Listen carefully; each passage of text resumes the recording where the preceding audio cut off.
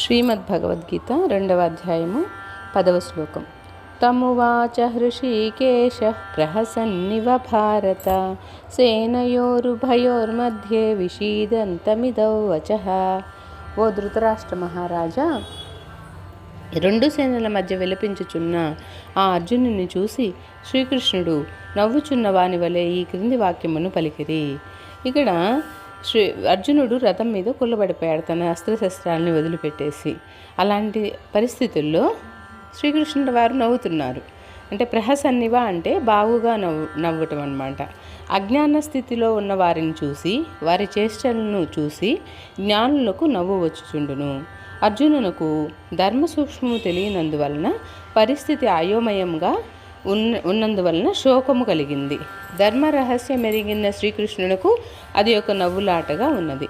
మాయను దాటని వారు దేహేంద్రియములతోనూ తదితర ప్రాపంచిక పదార్థాలతో తాదాత్మ్యం పొంది వాని గుణములను తమయందే ఆరోపించుకుని దుఃఖించుచున్నారు. వివేకవంతులకు జ్ఞానుల్లో ఆ మాయను జనించి తన అధీనమగు ఇంద్రియాదులకు లోబడక వాని గుణములను తమ యందు ఆరోపించుకొనక సాక్షిగా చూచుచుందురు. ఇక్కడ ఇంద్రియాలు అంటే పంచేంద్రియాలు, కర్మేంద్రియాలు, ఒక మనస్సు వస్తుందన్నమాట.